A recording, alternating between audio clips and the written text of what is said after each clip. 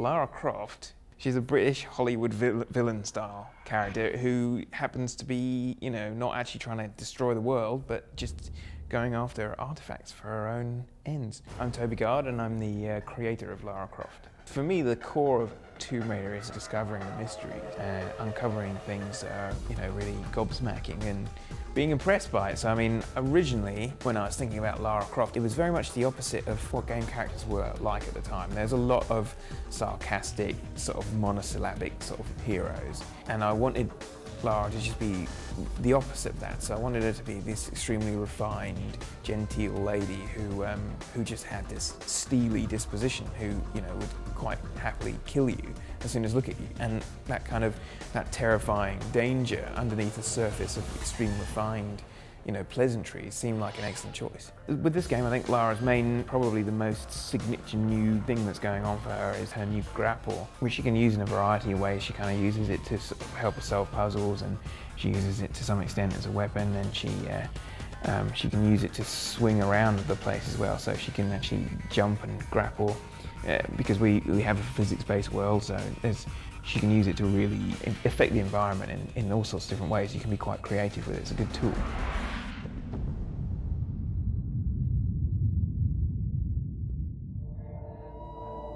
In Tomb Raider Legend, we're going to both answer questions and raise new ones. The biggest, mystery of this game, you will get an answer to. You will leave, satisfied. My name's Riley Cooper, and I'm the lead designer on Tomb Raider Legend. So we've really gone for a dynamic experience in Tomb Raider Legend, and a couple ways that that's most, realized is interactive, and in the aesthetic presentation, the screen is alive. So, when you're in the jungles, you'll see birds flying, you'll see insects flying about, the foliage will be moving in the wind, you'll hear other animals.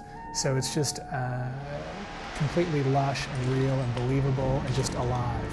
Because of the full physics system we have, you're able to fully interact with the world and create situations that are much more just real and believable and kind of awe-inspiring than you ever were able to do in previous Tomb Raiders.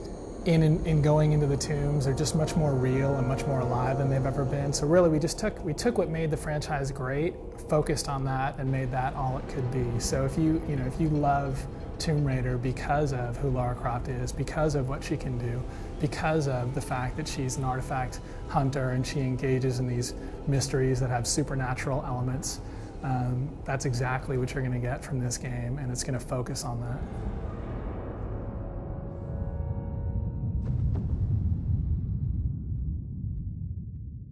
Well, Tomb Raider's always been about exploration and finding those remote corners of the world that the world has forgotten about. My name is Eric Lindstrom, and I'm a game designer and story editor. Worldwide excursions, going around different exotic places, and usually to places that no one's ever been before, or at least not since the tombs were built thousands of years ago or tens of thousands of years ago. You go to just about every continent and every locale type, so you're going to be exploring completely different spaces with each level. One of the places we go, probably the most important place we go, is the Himalayas, and for fans of the series, you'll have heard that something happened to Lara in the Himalayas which made her who she is. And we're going to go to the Himalayas, and you're going to find out what that was. The other locations include, jungles. We're going to go to Peru. We're going to go to Bolivia.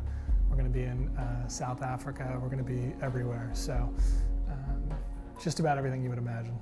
In Tomb Raider Legend, we're going back to the roots of the franchise. We're going back to the tombs. That's where Lara, does her thing. That's where she lives. That's where she, pursues all the things she pursues. One of the things that we have found most interesting in the old Tomb Raiders that we've brought back a lot of is finding ancient mechanisms.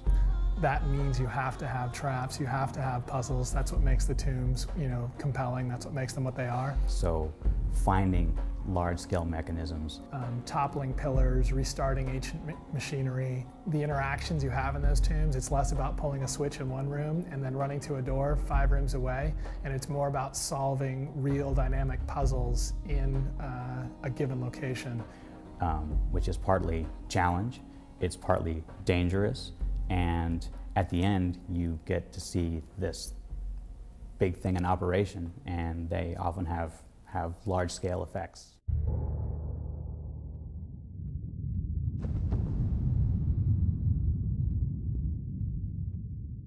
In the original Tomb Raider, it was my goal to make a character who was very solid, who animated very smoothly and didn't have a lot of snaps and jerkiness to her. And that was because, again, a reaction to what was around at the time, which is that people didn't care too much about animations. They didn't care about whether or not people's feet slipped around the world and all sorts of stuff like that. There's a huge step forward in the animation technology we're using in this game because, you know, whereas before Lara would smoothly animate, but she would be very sort of unresponsive, we now have that smooth animation, but with great responsiveness and great intuitiveness as well.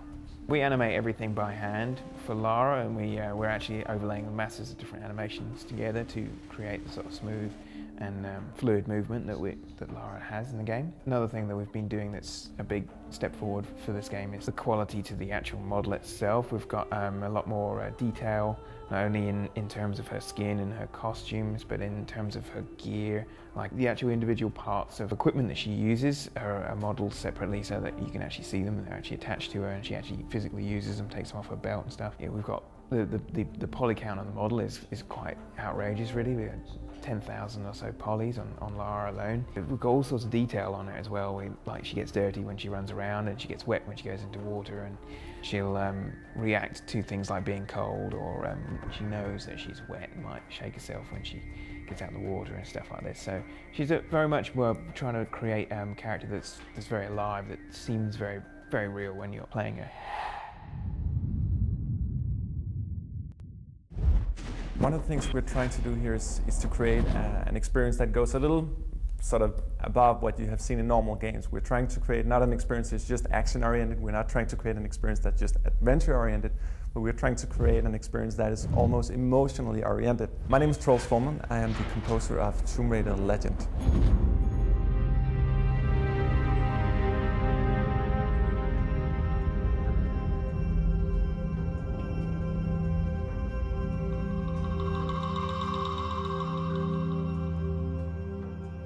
So we're taking this very well-established brand, Tomb Raider, and really trying to sort of put it in the next generation. What we did was to go back and do analysis of the old games, the prior games.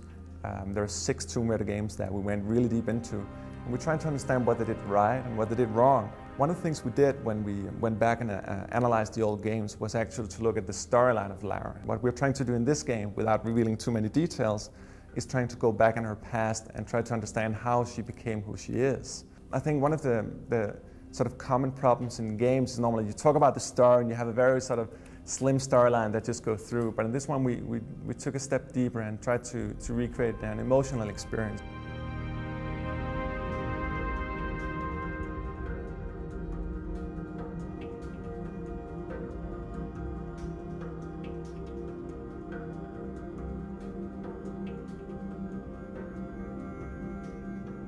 I went back and looked at the soundtracks for the previous games and how they worked in the game. Again, what they did right and what they did wrong. We went back to the movies, the 2 movies, and tried to look at that soundtrack as well. And we sort of established a template for what we wanted to do in this game.